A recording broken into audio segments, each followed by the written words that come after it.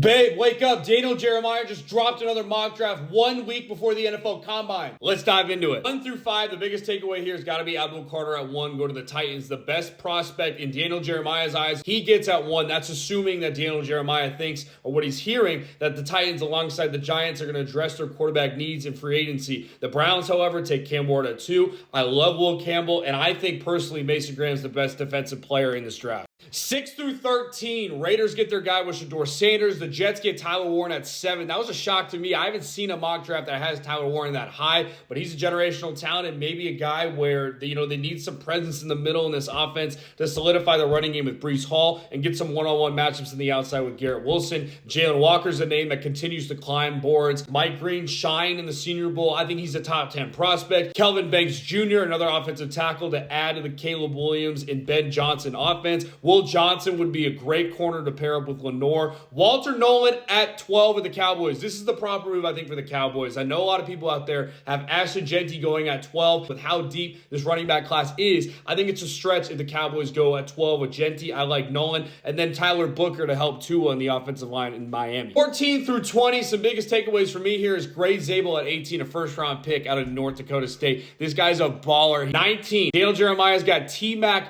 pairing up with Mike Evans, his comp, alongside Jalen McMillan in the slot with uncertainties with Chris Godwin and what he's going to do in free agency. I like T-Mac learning from Mike Evans and transitioning to that number 1 big body wide receiver. And then the Broncos and Colston Loveland. This seems like it's going to happen. Now, 21 through 25 gets interesting. This is where the running backs start to come on the table. And for Daniel Jeremiah, he's got 3 running backs in the first round. Ashton Jeanty to the Steelers. Almarion Hampton, the number 2 running back, goes to the Chargers to pair up with J.K. Dobbins and the running backs they have there. Offensive tackle for the Packers, seems like they do that every single year. And Travion Henderson to the Vikings at 24 is a very interesting pick. You add Aaron Jones and Travion Henderson. The Texans get Emeka Egbuka to add to their wide receivers with Tank Dell and Nico Collins. They've had a bunch of wide receiver injuries. I like this pick at 25.